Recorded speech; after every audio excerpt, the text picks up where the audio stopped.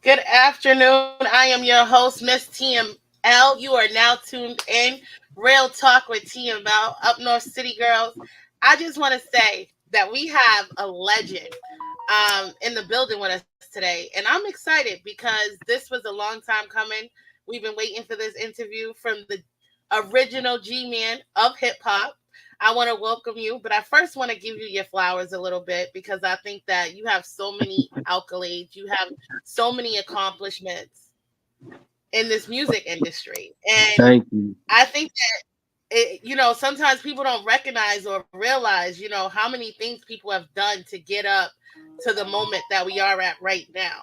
And you are one of the pioneers. You were one of the people that helped create a new genre for our community, and it's called hip hop. And I just want you to tell the people, how did that come about? Like, I know we had a recording, but again, you've worked with some legends. You've been in the rooms with some legends, and again, for me, Rapper's Delight was the moment when I knew I wanted to do music. Like, one of my mentors, I was like, listen, I want to rap. They said the only way you can rap is if you can rap this song and write it, what you hear. And that's how I learned. And that for me was like, you can ask my sister. Like, we was downstairs in our little, basement writing our song. We had to perform it. And that was just, symbolic to me to meet you and have that moment, is because that was something that was so important to my journey in music. Yeah, well, Delight. So, first thing before I even get into that, I want to say thank you, all of y'all. It's been a long ride, and now it's like it's an opportunity to come back to the business and the industry. And before I even get all into it, we're gonna talk about Michael Jackson. The first time I met him, it's gonna get, if you like comedy, the story is so funny you're gonna probably pee on yourself. So don't drink no water right now. Hold off, and then. The intro that you put together, you see me rocking the Pompano Fall Fest. I wasn't even planned to have been on the show. Showed up to check it out, and some of the people the powers that be say, "Gee, you need to rock, man. You need to rock." So literally, that was impromptu. I ran up on stage, said, "Okay, let's give it to him," and we ripped that play. I ripped it. I just could not believe it was me, Monica. I think it was 112. Michael Sterling. What's his name? Freddie Jackson. It was a great show, and it was impromptu. So I'm really proud of that, because if you see in the video, the crowd was going nuts, because people don't know that I was in two groups. One group was not just Sugar Hill Family, the other group was Rob Bass and DJ Easy Rock. So I was a part of the It Takes Two, Joy and Pain, and all that. So I was a hype man at times, plus his living chef and his living bodyguard. So I ran with him roughly between, let's say, 89, 90 to 96. And the other one, you showed a little clip. That one there, and you see it says now Next Generation. Yeah. Would you believe that I was on stage for, like, I want to say all of 2 to 5 minutes, and 10,000 people showed up at 9 a.m. in the morning in Long Beach, California, at the Long Beach Coliseum. That was amazing. They knew I was coming. They found out. Well, I kept it from my crew, though. I ain't tell my crew that I knew what was going on.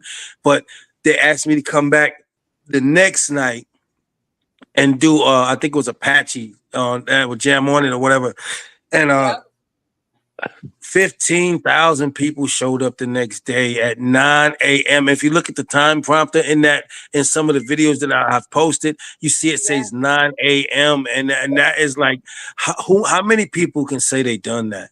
Matter of fact, how many people on the planet alive can say they helped create a form of music?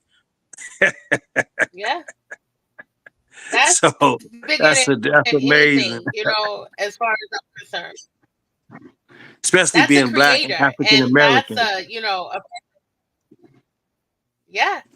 And again, that's, you know, that's something that everybody doesn't have today in this industry. Everybody is biting people, you know, just copying a lot of, you know, just no creativity. And I, you know, that is Uh, one of the biggest things that I learned in hip hop. It's forever evolving. It's forever, you know, changing. And so what do you think about today's hip hop? How do you feel about well, that? Can we well, just well. First and foremost, it's like they told me back in the day that this would never last, and they always say there's nothing new under the sun. I said, well, let me give you a taste of this.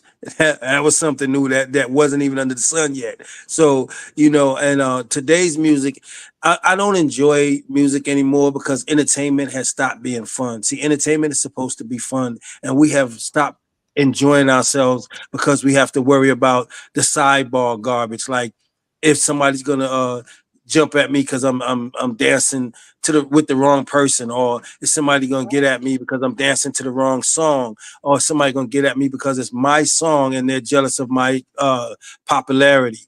You got to worry about so much nowadays. So the music is not fun anymore. So that's why I'm developing artists now, because I'm bringing fun back to the industry. And remember, like where we started from. I've been doing it since 1973. I named hip hop in 1975, and it's a story behind that. I can't wait to tell you the story behind that, because most people ain't gonna want to believe it because they got their own right to their own truth. But sometimes, just because me and you was doing it at the same time in different places, it doesn't mean that I'm gonna be more popular or you're gonna be more popular. It's gonna come to those who get more credit and do more things. So I don't get offended no more. I used to get upset because it was like when I was in the group Rob Bass, I imagine me telling him, yo, I'm the one that came up with the name hip hop first. He would have been like, man, he got the number one song in the country. So how would he believe that? Who would even believe that? Nobody. So sometime when God say everything is in his time, he mean it. So when his time comes around, you're going to get your time to shine. And then people have no choice but to recognize what we call the recognizable. mm-hmm. I mean, and that's the thing. You have documentation that says you were there, Yeah. in the park and helped Yeah. coin the word. I mean, Well, that is proof in itself. You know what I mean? Like the yeah. elders and the people that, you know, can stand up and attest to that. And you were young. You were very young then. And I think that's Yeah, I was important to what, understand about 10 and a half years old. 10 and a half years old. I right. was a 10 and a half. And the story behind that is so like it's like contagious. When you hear it, you like want to hear more. Because let me tell you, I fought for 30 something years to try to get recognized. I had the what about me syndrome. I did this first. I did this first. What about me? What about me? And nobody cared. Nobody wanted to hear. So one day I was doing an interview, and I was sitting there, and I had already said, I had already let the cat out the bag and said, I said hip hop first. And nobody wanted to believe that, of course. I was getting inbox from crazy people, and then I was getting phone calls, and they was asking, well, how did it come up? And then all of a sudden, in the middle of this interview, a caller comes on the phone, and he says, hi, my name is Mr. Mark McPhee. And so we like, hi. He was like, I'm a hip hop historian. I live in New York. My brother was part of, this crew. He named the crew, and he said, we raised up, we know everything about hip hop. We've been in this hip hop thing for so long, you know.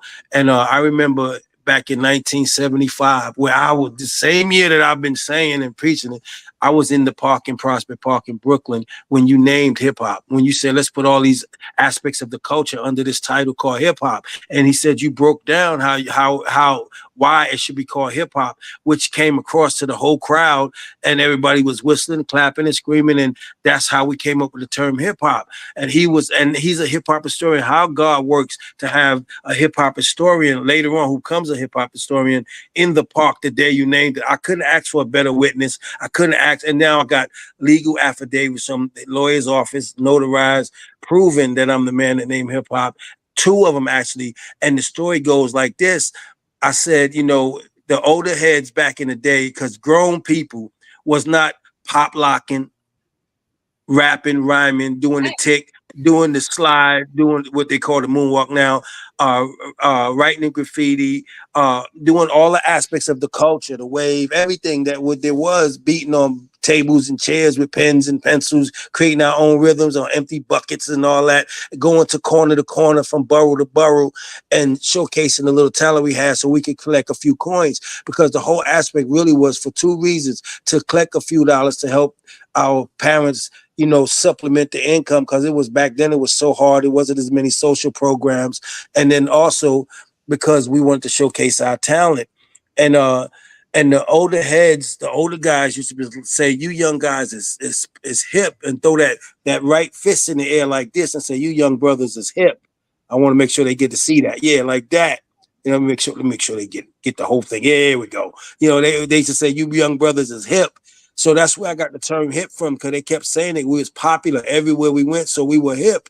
The term hop came from because we wanted to hop over the turnstiles to go on the trains, to sneak on the trains to go from borough to borough, because we wanted to be these young 5%ers and learn to build in a cipher where older heads would tell us how to be better young men in our house, in our community, without us taking offense. Like if we told these young kids today, pull your pants up, that means that you are alternative lifestyle. They want to hurt you, cuss you out, or whatever. God knows what else to you, because they think you disrespecting them. In hindsight, you letting us see your dingy underclothes and your nasty drawers, like you ain't disrespecting us. You know what I mean? So hindsight, that's where the term hip hop came from. So we wait till the police wasn't looking at transit police, and we wait till that sound, boo, boo, go like that on the train, and we hop over the turnstile and run on the train before the door closed. So that's where the term hip hop came from. So I had a lot of people try to come at me, and of course, our people would try to debunk us other than support us and build us. So somebody of stature calls me and say,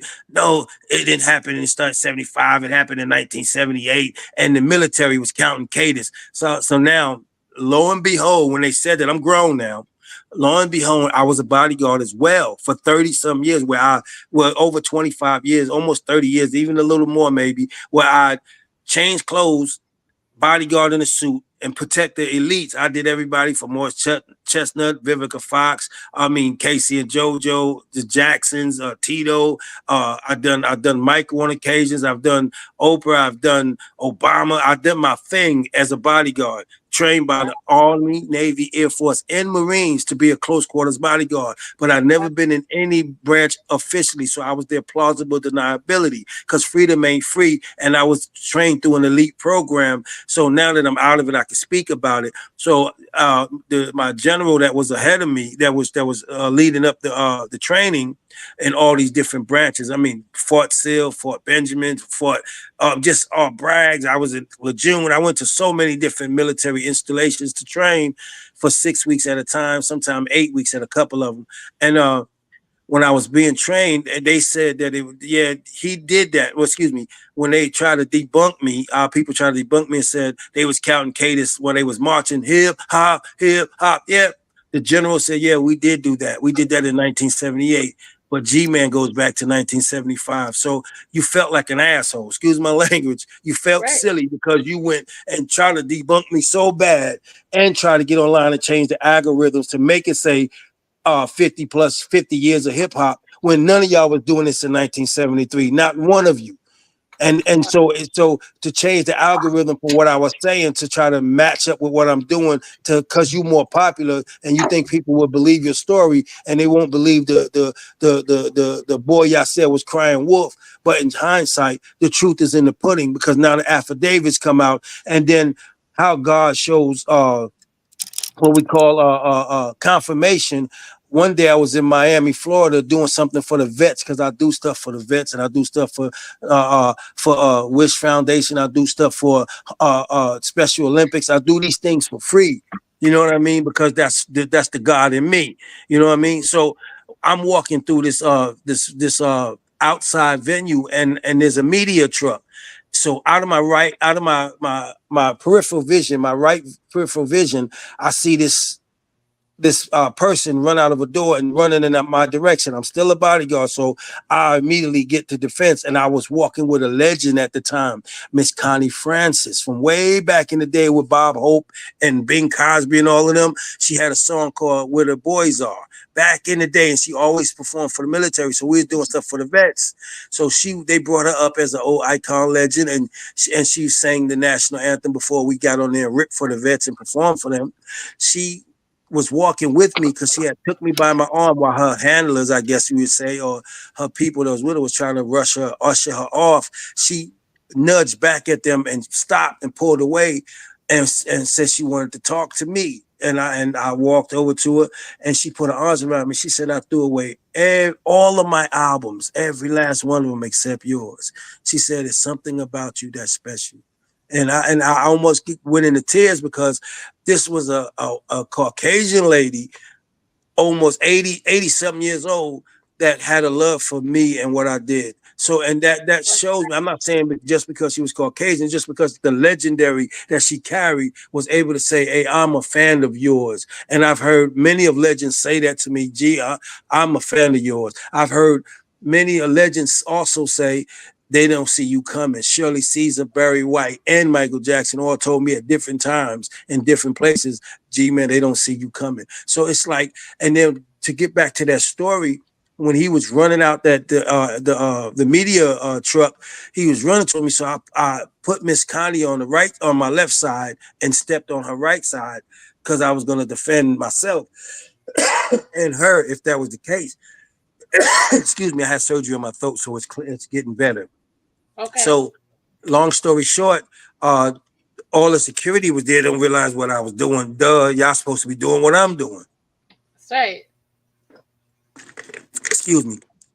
So when he got up to me, it was a light skinned cat, and then I joined. It was a Puerto Rican guy. Oh, he was Cuban, yeah, but I thought he was Puerto Rican.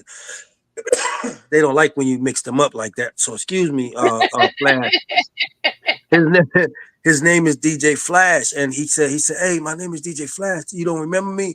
I said, no. He said, when I was a kid, man, you gave me my first opportunity to perform as a DJ on your show because your DJ missed his flight, and you gave me this opportunity. And he said, when I was a kid, he told me the story, and it just blew me away. It brought me, I'm emotional. I get emotional. It don't mean I'm a punk or nothing. It's just that some things touch you, and you have to be humble enough to embrace it and show that you appreciate some things. So it don't mean that I won't cut your ear off like Peter and cut and let God put it back. Don't get it twisted. You know what I That's mean? right. But hindsight, when he told me the story, he said, my family used to come up to Brooklyn from Cuba every summer, and we couldn't wait to get up on Saturday mornings to go around the Prospect Park and listen to the Little Master G, because I was using that for Master God, not my name. No disrespect to Mr. Guy O'Brien. That's the Master G that they know on that Sugar Hill stuff that Sylvia stole everything from me on. But the mindset is, he was using Master G. I was being called Master G because I respected God and I wanted to be a 5%. So that's where I was getting the peace God from and all that. And I'm Master G. So I go by G-Man now, which stands for God's man, because I belong to God, not the world. So when I say God, the G stands for God. The dash between the G and the M stands for the bridge between God and man. See, if you pick a name in this business and industry that doesn't have some type of realness to it, because you're not talking about I'm shotgun killer Pookie, something like that. You got to have something that God can say, well, job well done. And if you ain't doing that, then you doing contradictive of what the whole hip hop culture stood for, which was the main three principles I put in it, which was knowledge, wisdom, and understanding. So when he said that my whole family used to come around to the park on Saturday just to hear the little G, Master G, rap, that said something to me. And then he took it to the lawyers and got it notarized and sent me an affidavit. So legally, I can't be debunked. So y'all can stop now. It is what it is. In 1973, so we can clarify time period and error in case people have doubts. There was no such thing as a hip hop DJ back in 1973. DJs didn't even exist that played hip hop. That is, yeah, they may have been playing disco music and all that other stuff, but they wasn't excuse me, hip hop DJs that was scratching, transforming, spinning backward. They wasn't doing none of that. And grown men was not spinning on their back doing breakdancing and pop locking and ticking, and definitely not rapping and rhyming. Because if you was, and I was doing nursery rhymes, so if you was a grown person doing nursery rhymes, you look suspect like a pedophile. So you wouldn't have been doing that. The only reason why y'all got more popular than us kids and more popular than me to be exact is because y'all was older and grown enough to get in clubs and make it a business where Sylvia Robinson made money off you. But it was my idea and concept. You know what I'm saying? She even said in one of her, she actually told on herself in one of the documentary videos. She said, I met with somebody else that I wanted to be a part of this, but I met him in McDonald's up in England. That's a lie.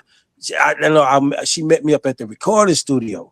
And since I was a kid, and she manipulated the situation and paid me, and I didn't know I was signing through that carbon copy for receipts, and I was signing away my name and my publishing and all that I was using that Master G, so I couldn't say nothing. I was a child, so therefore she told on herself. But hindsight, I'm not mad at her because look how God has brought it back 360 degrees. I was mad for a long time.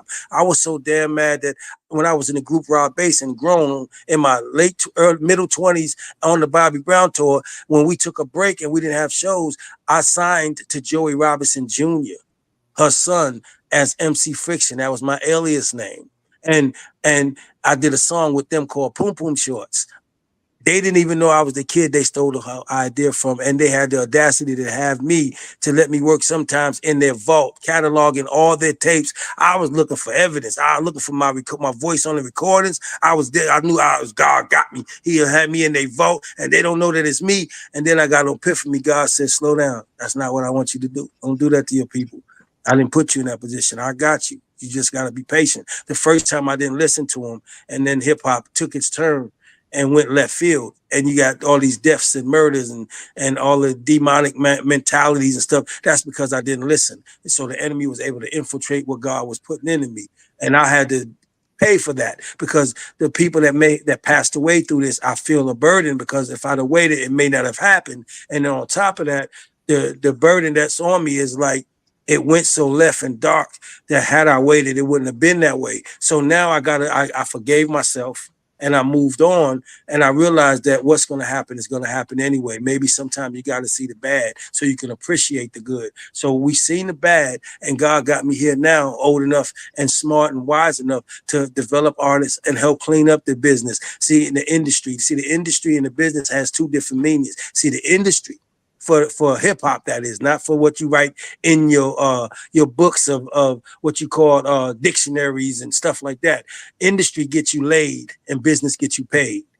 I'm about that business. And if you look at what Puffy and all them people is going to see, that's industry shit. I'm sorry, ma'am. That's industry stuff. Yeah, edit that one. This is real talk. Okay. This is real talk. Okay. You gotta, I used to be on I guess I apologize because I used to be on a Real Talk show with my Bishop John Wayne Manning, and we had a show called the Real Talk Show. So and I didn't cuss on it. So that's why I guess it was a habit. But long story short, that industry crap is what's getting our people hurt and killed now. So we have to realize that the reason why you young hip hop artists and some R&B artists who act gangster and thuggism, drugism, sex and violence is not hip hop. It's exploitation. And the only people capitalize is those ones that got the big super mansions while you sitting up here buying renting apartments and renting condos and paying notes on cars or renting cars that ain't yours so you can look good while they buying the cars. Matter of fact, they ones who's leasing the cars to you because they own the companies. So my mindset is to help y'all not go through what I've been through. That's why I like to develop y'all with a 90-day curriculum that I devised with a 98% success rate. And some big artists that came through my artist development program. You see me in pictures with some of them that then came through, but we ain't gonna mention no names because confidentiality and NDAs and the fact that I would never take the credit for what I did for you. But hindsight, like Tret said, we know who the real Master G is, and LL said, man, everybody in hip hop ought to write you a check because if it wasn't for you, we wouldn't have hip hop. So I corrected him on one point. I said, no, you don't owe, nobody owes me nothing. And if it wasn't for me and God, we wouldn't have no hip hop. I always got to edify God no matter what I do. That's right. That's right. I mean, King, you said so much in a mouthful. And this is why I wanted you to come, because I think you're a book of knowledge, you're a book of wisdom and understanding. And that is so important to our youth. That's so important to our culture. And I'm a historian. I'm a person who loves history. I'm a person who believes in And I history. seen you doing your Um, work on me. I seen that you was going to yeah, work, girl. I was like, I what? had I want the people to know, and that's my thing, is so that we create that known that history will not repeat itself. We will not allow another man to be undermined, or another artist to be sabotaged and not given their credit for the things that they've done in this community. And I think that's important, because I've been on both sides, working with artists and things like that, and in the industry, and just having to deal and understand that there's a a click. There's something that you have to be accepted into in order to get to the next level in this industry right now. And I don't play that And game. that's, yeah, not everybody wants to sell their soul. Not everybody wants to, and that was my biggest thing. It's like, yeah, you can go work for all these people, but are you going to be happy? Are you going to know that this is what your passion, is calling you to do? And I just felt like I wanted to be around like-minded people. I wanted to be around people who wanted to help the artists, to build the artists up, to be independent, not, and actually go into a label with leverage. I find that, in our community, in hip hop, in, the black community, a lot of artists are not taken seriously because they don't have the knowledge, they don't have the experience. So then, they get blackballed. They get, because they're not, compromising, because they're actually saying, no, I know I deserve more. I know that I should have credit for this. But without the money, without the backing, without all these other elements that help fight the powers that be, it's hard. And how do we a black thing is building our own sovereign, is building our Let, own united front let me within the music clarify community. something for you because you touched on some things there. And before we go further. When you say something as the interview, as the interviewer, that we make sure that we validate what you say because it's important because you may have one interview with me, but your platform is going to be here forever. It may be here forever, and see that's the type of man that I am to make sure that that legacy that you are trying to create for a platform be well respected and well renowned and factual. You know what I mean? See, I got to finish one thing first, and Hmm. then I'll get to that. Back in 1973, like I said, there was no such thing as hip hop DJs. Turntables didn't spin backwards. They only had a white and a red wire or a white and a black wire. If you bust those wires trying to spin that turntable backwards, the wires would break. No sound would come out. I don't care how many times you try to run that needle across the disc. It would not make no noise because the technology wasn't even invented or released to the public or the world in order for that to happen. So there was no such thing as a hip hop DJ. So we're gonna debunk the DJ thing. You know what I mean? They was only playing two types of discs now that we call records. One was a 78. It was very big. It looked like the 16 inches, but it was very heavy and it was like glass. If you broke it, it would break. And the people that was recording on that was people like Nat King Cole. So we're gonna clarify that. And in the middle, it was a tiny little hole in the middle that it would spin on the turntable spindle. And then they was playing 78 records, which was 45 records with the big hole in the middle with the disc in the middle that you would have to put on your turntable to adjust to take the Yep. place of the to make it a small hole. So there was no such thing as a hip hop DJ back in 1973. So you people that went and said hip hop was from 50 years old to from 1973 to now, especially if you was DJ, call yourself a DJ, no disrespect to you, and I'm not going to say you a liar, but you have your own version of the truth, and I'm gonna respect what you say, and I'm gonna leave it at that. Then also, and you gotta let's call these groups out now because they're public figures, and I can mention, and I'm not slandering, I'm just telling the truth. Uh, African Bambaataa, his heritage is West Indian or Jamaican, if you will, from the islands. Just put it like Right. that. And Right. he converted to hip hop If you convert to something, that means you wasn't there in the infancy and you didn't create it. So we're gonna debunk Right. that too, so people can stop saying that. You got people that try to name people that is dead now so that they can get props and nobody can't debunk that or say nothing wrong about it. If someone's dead, we're not going to hold that against them because they're not here to defend themselves. But we know why the people that's alive is trying to use their names to make themselves stay relevant or look relevant. So I'm gonna leave that alone, and people know who I'm talking about. So I'll keep it at that with respect and hats off to the ones that's passed on. So now let's go up to today. 1975, when hip hop was named, was the name came up. There was a lot of factions in hip hop. Some people lived in the Bronx, some people lived in Brooklyn, some people lived in Manhattan, some people lived in Queens. I was born in Queens, spent a lot of years being raised in Brooklyn. So that's where this all comes from. So when people try to say that the boogie down and the Bronx and all that, I respect all that. But just because somebody is popular at something doesn't mean they was the first at it. I repeat That's that. right. Now, let's go forward to what you were saying. You made a statement a little while ago. I can't remember what it was verbatim, so I'll wing it and go with it. You mentioned something about uh, uh, I'll wait till they come back to me so that I don't be so I won't misinform the audience. I'll wait till it comes back to me, but it had some relevancy that needed to be addressed, and I wanted to address it. If you could remember some of the last statement that you said, it may come right back to me, and it did have to I, do with. Go ahead. what did what did it have to do with? Had to do with the creation of hip hop. Oh, this is what it was. You artists, you have to be multidimensional. You know what I mean? You can't be one dimension and think that that's gravy and you're gonna make it just because of that. See, I got my bachelor's in psychology because I wanted to understand the mind. What do people think about when they do evil and bad stuff, especially stealing something from a little kid that you said you would just want to hear people to hear what he's saying, and then you offer him $1,500, which is so much money back in 1975 that it's crazy. And then you say, sign a receipt, and then when I sign away stuff I don't even know I have, which is my name that I was using, but that people was calling me. I wasn't even use. They was calling me that. I wasn't asking for it, and also the sign away my publishing that I didn't even know I had. You know what I mean? The rights to stuff that I didn't know I had, and I was saying nursery rhymes. And then you not only that, you paid me double.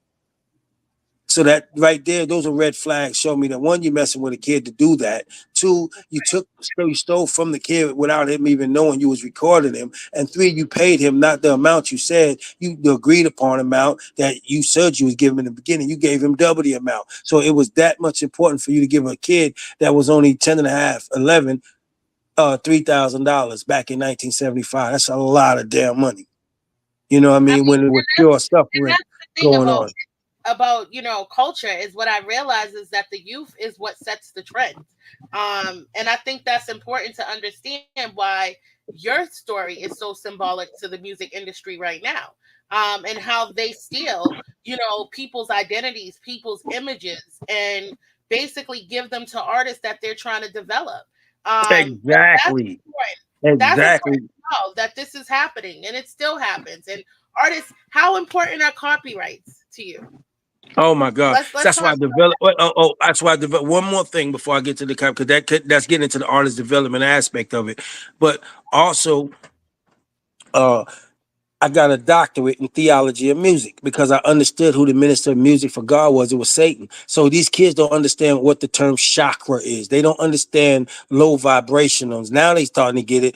The 808 is a low vibrational sound in music. So you can make somebody think real dark and evil and mean with a low vibrational sound, or you could take that out, lower the vibration to on its volume level and add more highs and hi-hats and rim shots and stuff like that to make them feel like they want to dance and party, add some horns and stuff to it. So it's like understanding who the minister of music for God was is very important because everybody get this misconception that the devil was somebody that was ugly with horns, with teeth and all these and all that, when the devil himself, God said himself, the devil was his most beautiful angel. The devil would take steps, and it sounded like melodies when he'd walk. The devil played every instrument known and unknown to existence. See, so he had the best voice. So I'm not advocating for him, but I'm just letting you know how cunning he is, and how cunning the people that follow him can be to maneuver you into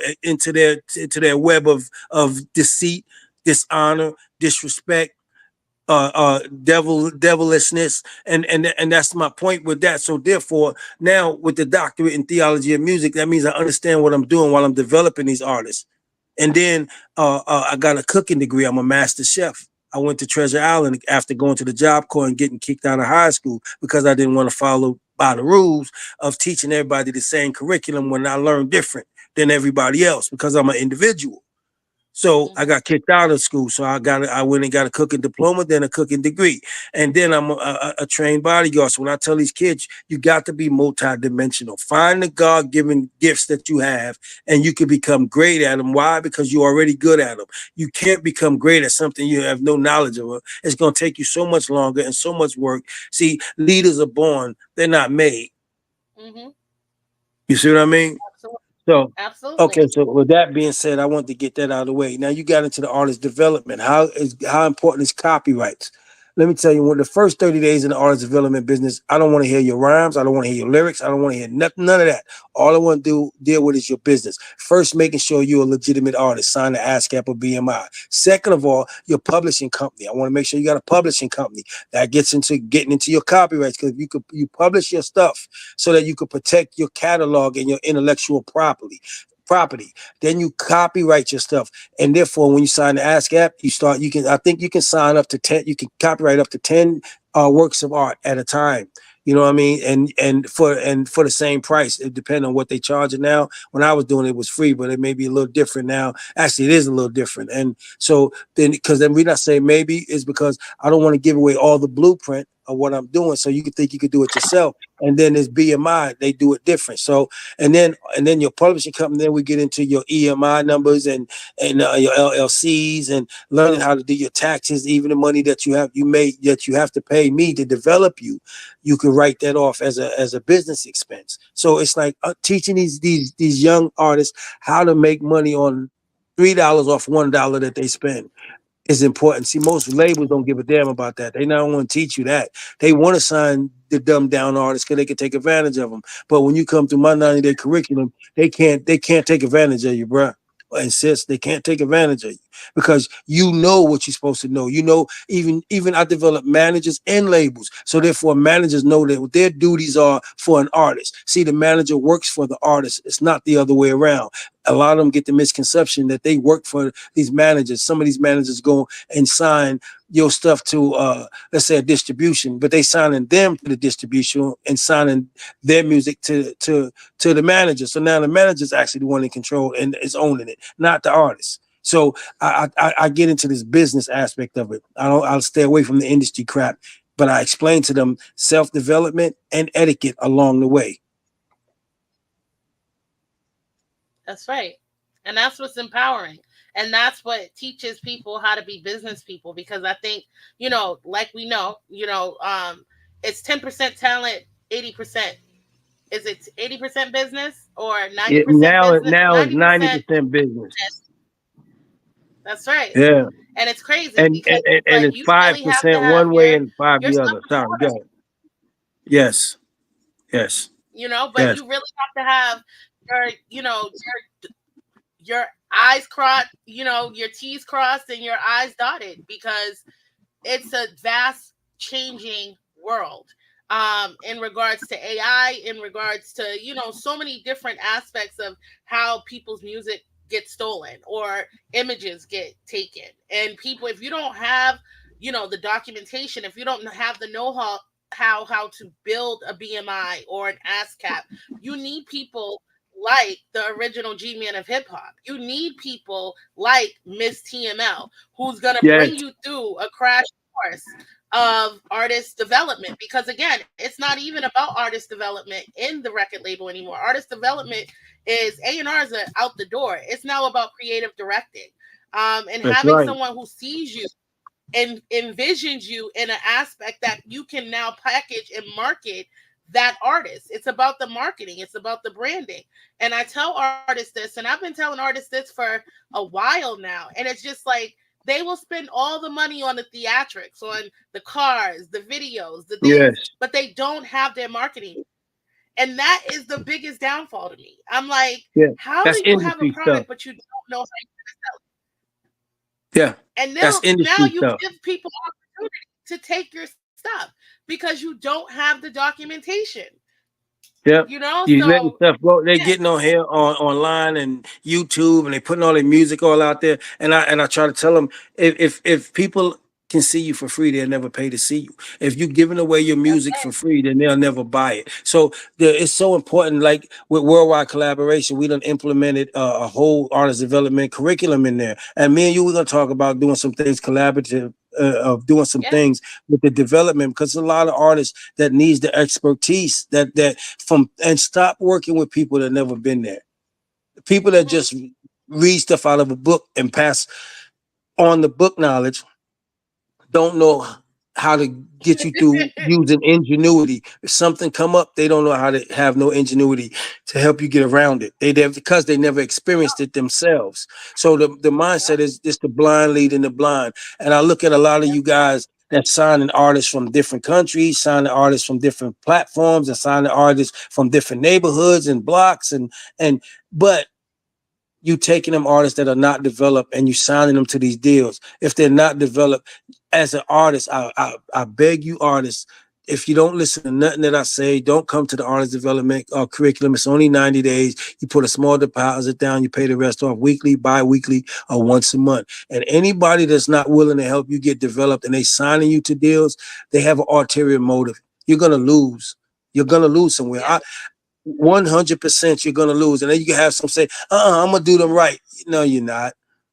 Why? You ain't even developed as an artist. You going on some of the experiences that you had, as some that you was around somebody who had the experience, who was living it, and you think you know it. So you know a few things. You know how to copyright. You know how to go to ASCAP. You know how to go to DistroKid. You know how to get on YouTube and place videos and all that. And then you know how to share, copy and paste, and then get all your friends that you have. Help me share this so it can go viral. And just so lucky that the artist has a song that is very catchy, great catchy tune, maybe a good hook here or there, and a nice sound voice. And then you hoping for a lottery win. Stop that lottery crap. Because 9 times out of 10, if a person Yes. don't want to see you get developed, they don't want to see you win. They want to win. They're gonna That's win right. off of you. Believe that. That's right. That's right. And that's so true because I believe a lot of these, one hit, I call them one hit wonders. You know what I mean? Mm-hmm. Because it's like one hit, and then you don't hear from them again. And they don't have a catalog. They don't have, and the rest of their music sucks, or it's not developed. And these are the things that, record labels look for. They know the who's who when, people are on the putting out this stuff because they can tell if you have your ducks in line. You know Yeah, what I'm your saying? stuff They can together. tell Yeah, that it's I can tell in less done. than less than a minute where you are. I ask you one or two questions and it's a wrap. It's a wrap. I know where you That's at. right. I know you may have a couple of things done, but I know where you at. And I can't wait to tell y'all this Michael Jackson story because you new artists need to hear Yeah, this. I want you. Let me tell you my thing about Michael Jackson. The reason, this is heartfelt to me in regards to you because you have a song with Michael Jackson, and Yeah, that I, for I, I me, forgot about that. that was so big to me because Michael Jackson, up until my probably 10th birthday, I had Michael Jackson cakes. Michael Jackson and Prince were my two guys on the wall in the 80s.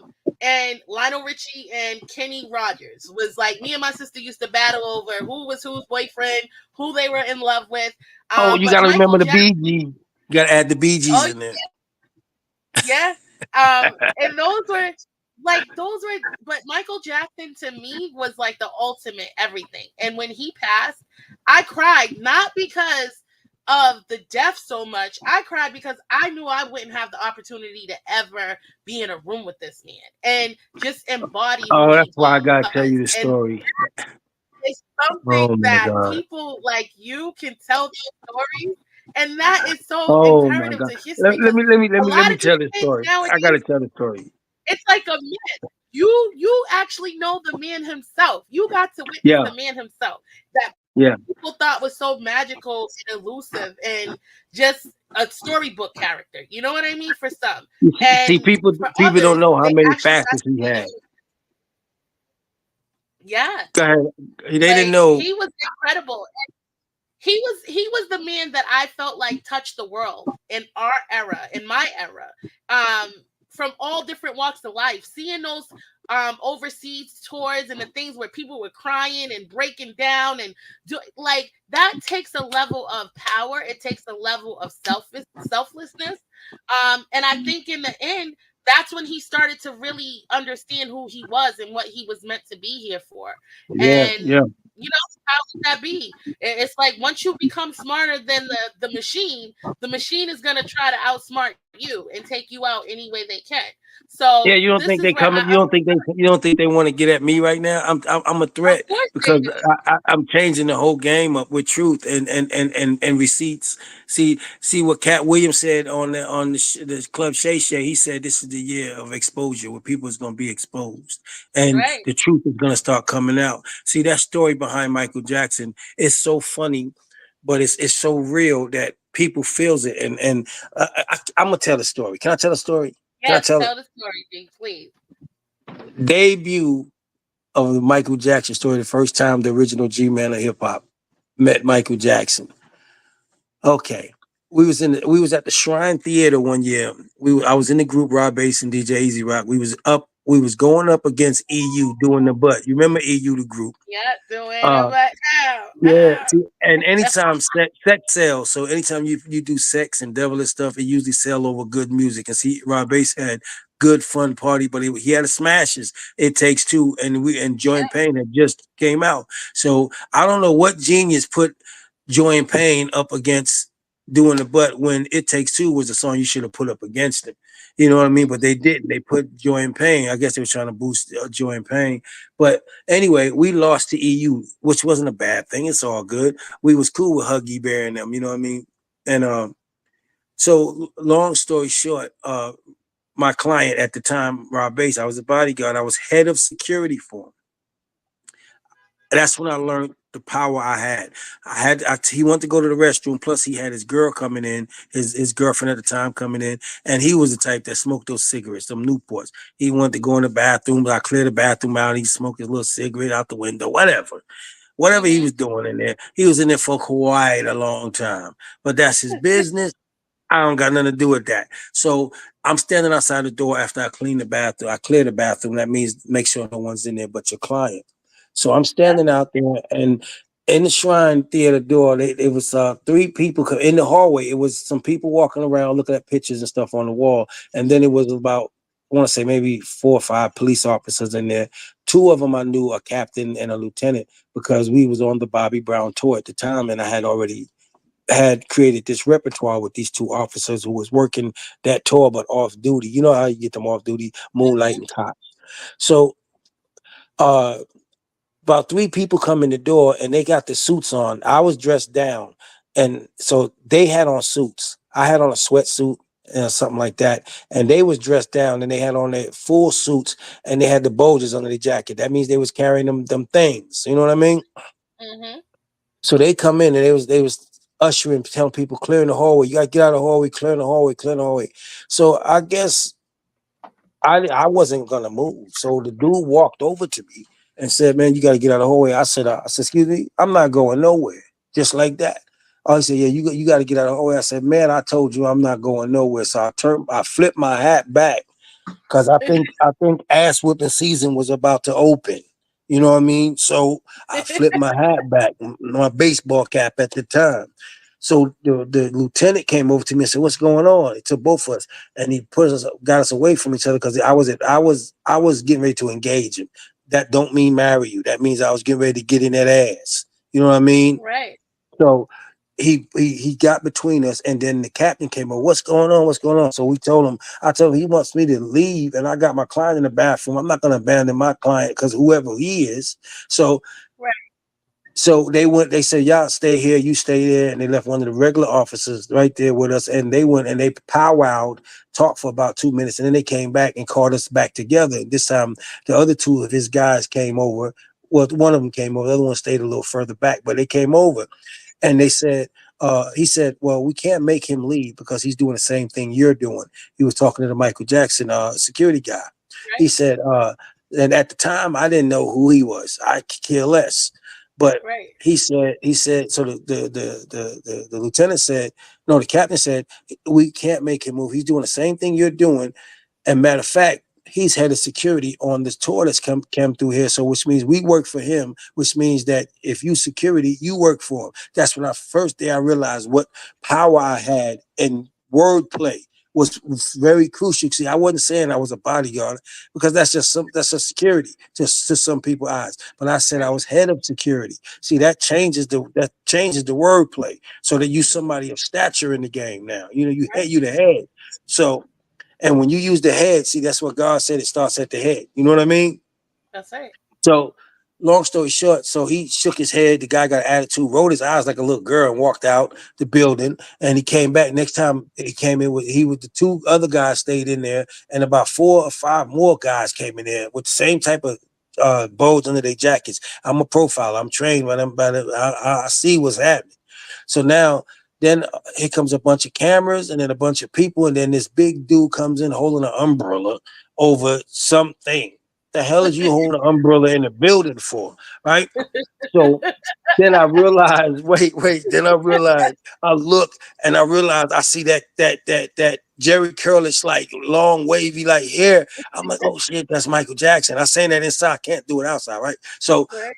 So Mike walks right to where I was, like walking past me. They was ushering him into the room, into the ballroom or whatever, the theater. But he's right where I was at. He got like parallel with me and side like maybe about I want to say maybe about 10 feet from me, if that. And he looked over in my direction and he nodded and winked at me. All the bitch in me came out inside. I mean, like, I was like, that's Michael Jackson. Michael Jackson just said hi to me, nigga. Fuck, I quit. I done came. I don't have to work no more. That's Michael Jackson. That's hold up. It ain't story ain't over, but that's the impact that he had on our community. That's right. Michael, out of all the people in the entire universe, Mike stopped for a moment and acknowledged me. That's right.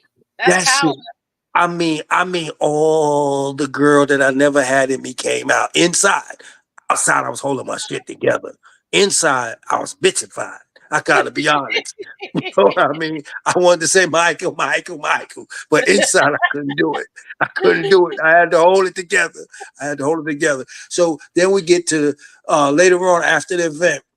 I'm at the hotel. I got Rob tucked in. That means that he's in for the night. He got his beer. He got his drink. His cigarettes. His girlfriend is in town. He got food. He good. He's tough. It's tough. So now I'm on free time, right?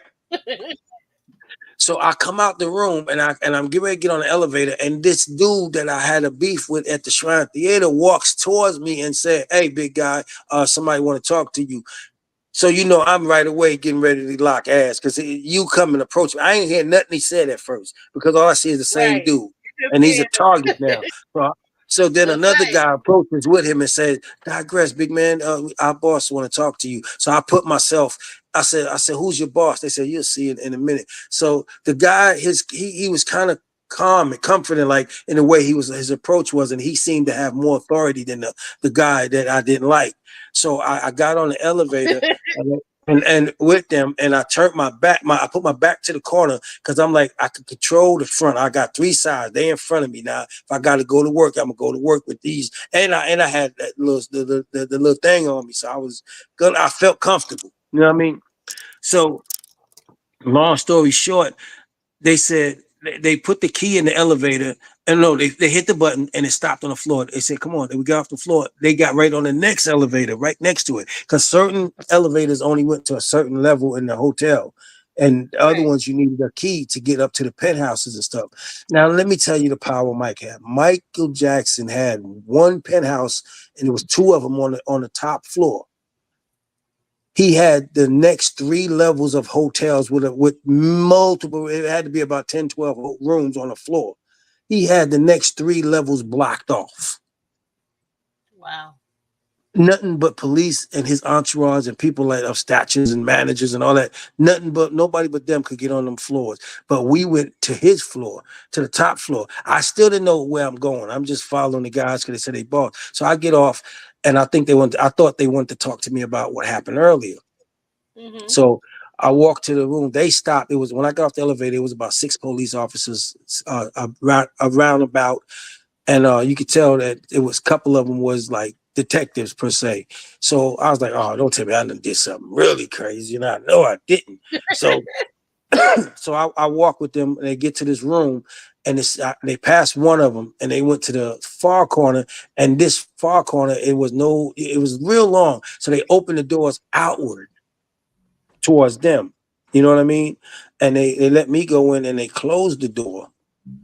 And outside that door was like police officers, but they wasn't right by the door. They was a good distance away because it was not no way other way for nobody to get up there anyway. So I went to got in the room, and I looked to my right, and I see the whole skyline of California. And I'm like, oh, this is tight. Then I can see the living room, and I can not the living room, yeah, the living room. I can see the living room, and I can see somewhat like an island in the floor. So it was a kitchen, and then and way back, you could kind of see that it was more rooms. You could tell that that's what was jumping off. But this was luxury, pure luxury. Right. Then I look to my left, and I see a pool table and some games and stuff. So it was like a game room, but I see a pool table. And that's the first time I ever experienced seeing pool balls that was made of like a glass material that you can see through them. So I was like, in my mind, I was like, this some fly shit right here, just the pool table. And one of the balls Right. came down, crack, crack, and hit it. So I'm like, so somebody's playing on the table. So I walked in, and I swear for the Lord, like Bertie Mac, I almost was weak at the knees. I damn near passed out. I was holding it together, but shaking like a mug.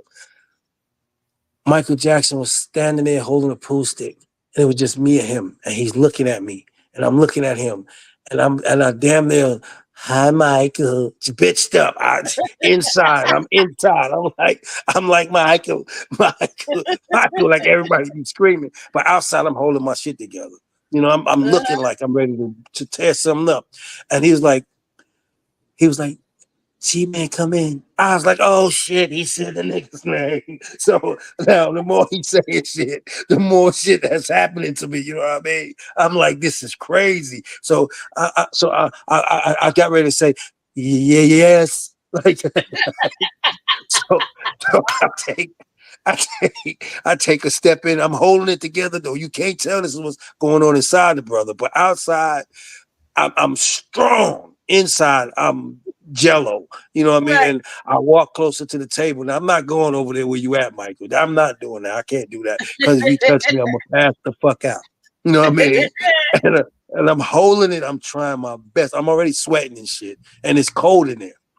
Oh my So God. so he says, I need somebody with your skills, and I like what you did earlier today. I said, Mike, first and foremost, you know what my dumb ass said? The first thing came out of my mouth when I talked to Michael No. directly. Mike, you got to put some bass in your voice. That shit is fucking messing me up, man. You got to talk like that. Like you a man to me. Do you know what Michael Jackson did? What? He went from this to, all right, then, you know what I want you to do? Deep, I own that shit had me cracking up. I could not be. Mike voice is not that falsetto voice you always heard. It's not. It's not. It's It's the not. app. Mike got a deep nigga voice. He got a Oh nigga my voice. God. I was like, I would have oh loved to hear shit. that. I would have Man, loved to hear that. I and he think told me, Michael Jackson was the epitome of, was the symbolic of selling a character and yes, being outside of yes. himself. That's why he He was so sold us an comfortable image. wearing outfits. Yes, That's why he was so yes. comfortable dressing up. That's why he And was so comfortable like that. this And is he what I had told me, to understand from my experience is that it was a character. Once yeah, an artist is on that stage, once they're in rapper mode. They're in, yeah, this is not ultimately who they are. You know what I mean? But no. this is who they are on that stage. And I think that's the difference in today's society, in today's music, is And that you could, people don't know that's how why to they great. differentiate the two. That's why they great actors. That's why. And see, Mike told me that he wanted me to basically follow Miss Catherine around. He was hiring me to follow Miss Catherine around. I was a floater, so that means like they would fly me in town to protect you, and you sometimes you didn't even know I was there to protect you. So Right. so I would follow her while she knock on doors because she was a Jehovah's Witness. So Uh-huh. she would walk with her little old girlfriends and they get out their little vans or whatever. And I was like in the middle of the block, you know what I mean, Miss with a Jackson, scope you watching. see detail from Miss Jackson. Yeah, she didn't even know. That's so That's crazy because Mike awesome. didn't. See, I did see. I'm gonna tell people something, man. Michael was the epitome of multi-dimensional. See, his some of his security didn't even know the shit he was up to. Because yeah, I think and a lot of people could talk and they say, yeah, I met him. Yeah, you may have spent a lot of time around him, but some important shit he didn't trust you with because you were so much around him. You was too close to the fire. Hmm. So some stuff, so he Hmm. did outside stuff. That's why he would put on mask and costumes and go out in public, and you would never know he's standing next to you.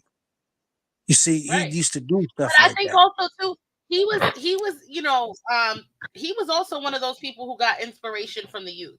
I think, and a Hmm. lot of his, later music and things like that, how he was able to stay relevant, and stay vigilant, in the music industry is because he learned from the youth. He would take, He never had a some, childhood. He was always chasing his childhood. So that's where yeah, that really came from. His intrigueness with the kids wasn't none of that weird shit that some people love to label you as no, an odd person or a bad person because you like kids or like to be around kids and you can relate to them because they're pure. Some I'm not talking about all you sick, you know what I mean, you sick people, but some people he never had a childhood. So he mhm, was chasing that childhood for his whole life because remember, he was just in his single digits performing in front of thousands. yeah, So and I mean, that's a and there's lot a for a level of kid to take purity. on. I think there was Yes. a level of purity that was within Michael, and he found that in children. And I think that, Yeah. know, children are the most purest in regards to creating because they haven't seen the past. They haven't seen, they just got here. So it's You're right. like understanding their, perception is very important because now we can create a better future. And one of my biggest songs was uh we Are the World. We Are the World was like one of my biggest influences, I think, in music and understanding collaboration and understanding why I wanted to collaborate with people from all over the world. And that's something Mm, that we came to be a part of is worldwide collaboration. And I think right. that, people who understand what worldwide collaboration is, it's a family. Right. It's something that you bring in the winning. So I was humbly obliged when, this was our union and this is how we came about getting to know each other was through worldwide collaboration. Shout out to everybody at Worldwide Collaboration. Right. And Yeah. again, Sure it was will. just, Yeah. Yeah. Sure will. Chris. Yeah. that was, and then I found out something else about you that we're going to talk about. Because we're already over an hour. I don't want to keep you much longer, but I just want you to tell the people, because I'm from Boston, I'm a Boston girl, but I found out that you have some roots in Boston, and I just Yes. want you to, because not everybody understands. Like people used to think, oh, there's no black people in Boston. I'm like, no, there's black people in Boston. Oh yeah, it was. Yeah, it was. It was some knuckles up there. I call them knuckles. It was some real knuckles up in the Boston era. In the Boston era, it was some knuckles running around there. But I lived all over the world to a certain extent, at one way or another, sometime or another, either through bodyguarding, performing, or other family endeavors, or whatever, moving around. And Boston happened to be one stop. My grandmother actually lived up there for a long time, and then we, as a youngin, this was before the Sylvia Robinson thing, and I ended up we moved to Boston for a while, and I asked my mother where was we well where were we move as a baby kid. She said we moving to Massachusetts. She never said Boston. She said Massachusetts. So then we got there. Then I seen Boston. I was like, oh snap! Now I just seen this on the news, and I was up there during the Boston riots. And yeah, that was the real time. And I lived in Columbia Point. So the trivia question that was asked on Facebook was if you knew where I lived at in Boston. That I don't know what you was offering them people, but it was Columbia Point, and Yeah, that was that before was New so Edition and all that. That was Yeah, so dope because I know a lot of G's came out of Columbia Point. A lot of the culture came out of Columbia Point back in the day yeah, for Boston. yeah, So yeah. you were there as well, and I think that's so much to talk about because, like you said, it was during the riots. It was during a time when Wow. Yes. you know it was a lot of interracial chaos and violence going on, and you Yeah, got to witness. that was during the time it wasn't popular to be an African American walking around with a Caucasian girlfriend or husband. That it wasn't popular back then. That was not a good thing back then. See, now we know the underside what they're doing now because they want to keep their species going on. But we know the species that was made and the species that was delivered and the species that was put here through God. So we know now. We very knowledgeable. But I lived in the Virgin Islands too. I lived in St. Croix. You know what I mean? I lived Wow. so many different places, man. I lived in Greensboro, North Carolina as well. I lived in Columbia, South Carolina for a while. I lived in Indianapolis, Indiana.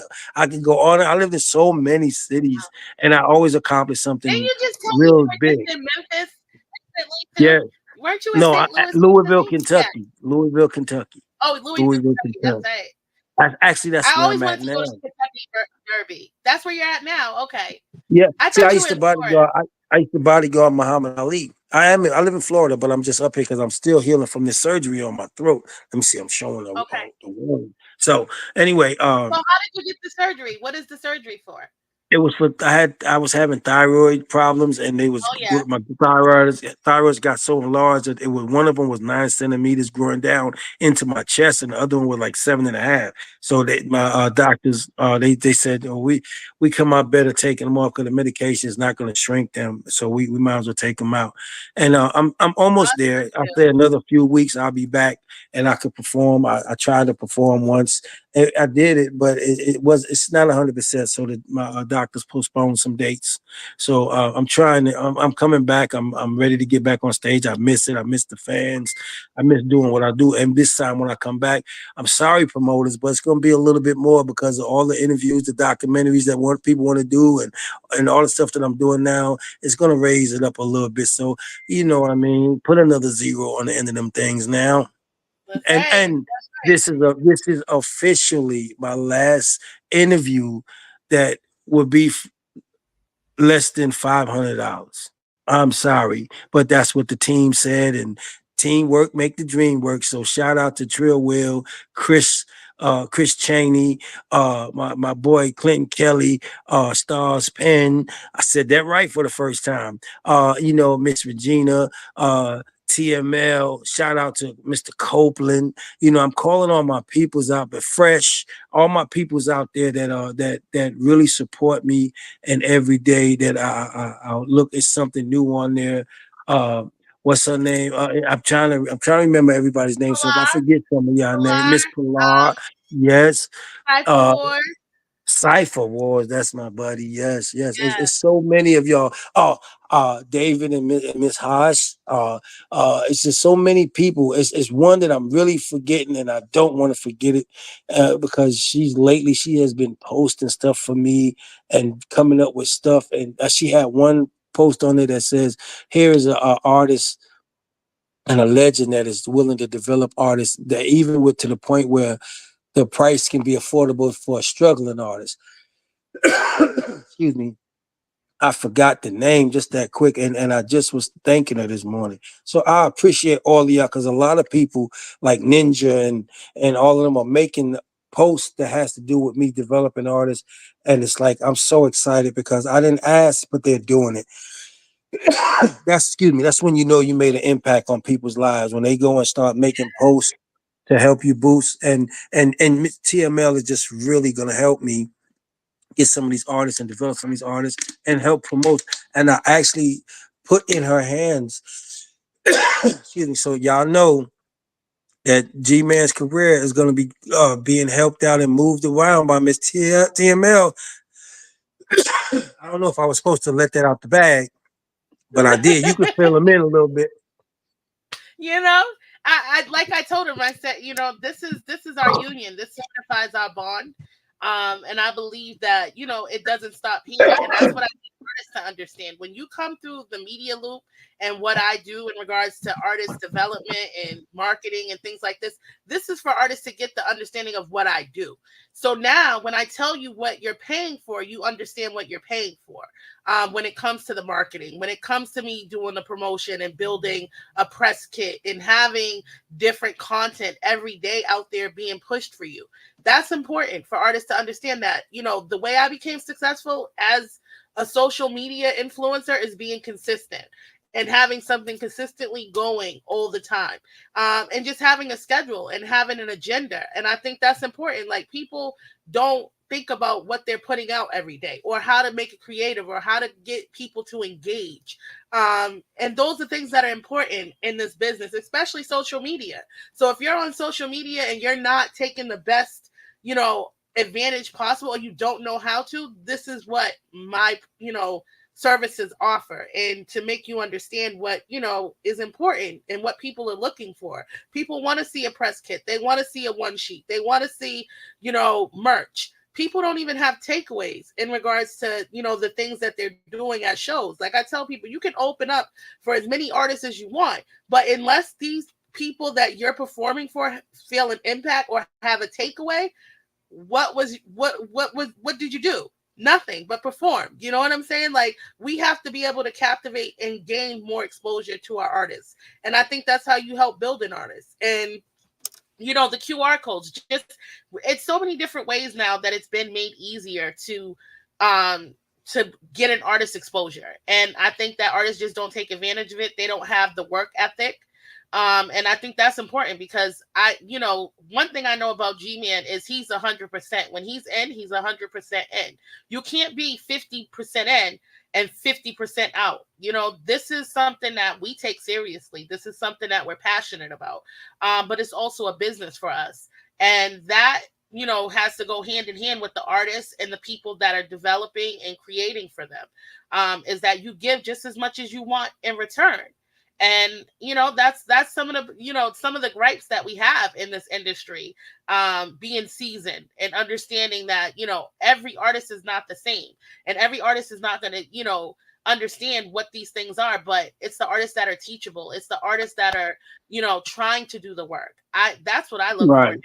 I look for artists Right. who actually know what it means to invest in themselves, know why they have to invest in themselves. Because if you're not a boss, you're probably not going to be good sitting at a table with me or have Right, a you boss. got the employee mentality. You got that employee Yeah, mentality, and that's gonna fail. So those people, you got to realize that if you could re up on your blunts and your drinks, you could re up on your life. And that's Natasha Forte. Thank you. That's who I was. I had to go and that's search and find it. Natasha.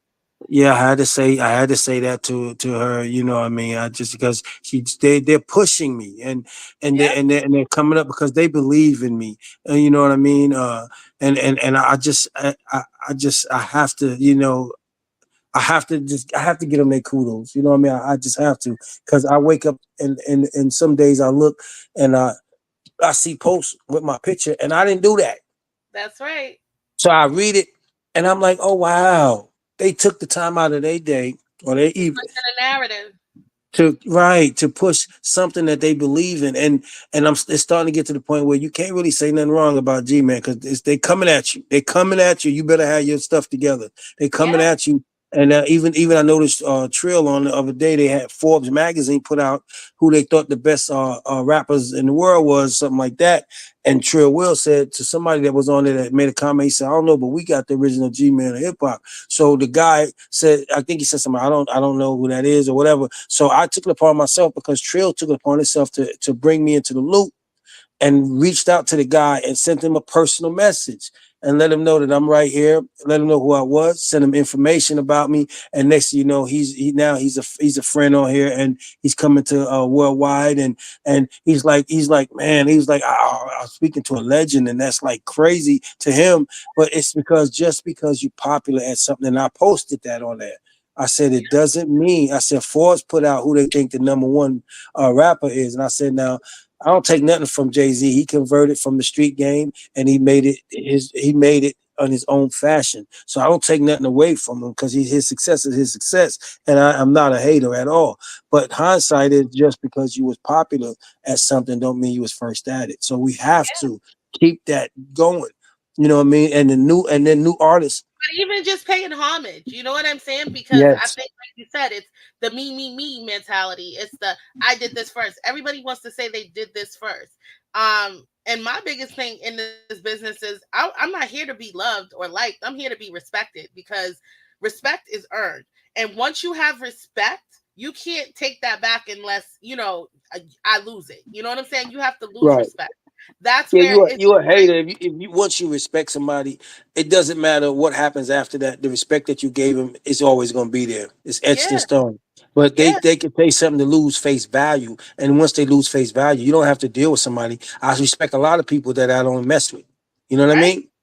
You know what I Just put mean? I some like a respect lot on of my name. people that I don't Put respect. some respect on my name. You know what I'm saying? And that's what I'm here for, G man. I'm here to put the respect on your name, to give you your Thank you. flowers, to keep you in the loop. And I just know that what we have going and what we're planning on doing with your, next journey is going to be so much, symbolic to what you stand for, and just the level of creation that we're going to bring to the forefront. I think that's important, is discovering, and you are part of hip hop discovery. You know what I'm saying? Like Thank that you. that's it. You know what I'm saying? Do you have anything else that you want to say? I know we're No, gonna have like this. You're I don't coughing. want I to don't say. want No, you to it's not. It's not just that. It's just that sometimes we said enough to where people wants to know more, and if they want to know more, they need to reach out to you so we can have back by popular demand, or That's right. a part two, or they can find out what's going on with you, man, especially you artists, because now these artists they got somebody that's really really ready to help them. You don't have to sell your soul to the Illuminati. You don't have to sell your soul to the gatekeepers. You don't have to sell your soul to the powers that be. You could be the power that be. You get That's that? right. You can be the That's power right. that be. It's not on So you, with it's that in you, being baby. said, That's right. deuces. Happy Sunday. Enjoy your Sunday, King. Thank you. Y'all be blessed. All right. See you soon. Bye. Bye. All right, you guys, we are ending this epic interview. If you don't know how many jewels and how many things this king has just dropped today on this interview, I think you guys need to go do your homework on hip hop, on history, and just, get in contact with G Man because he's willing to work. He's willing to work with artists who are passionate, who want to, take it to the next level in this music business. And like I said, it's business. It's all about the business, having your business affairs in order. Okay? Next week, we will resume Real Talk with TML, and I will be bringing some very special guests as well. And you guys have a great Sunday.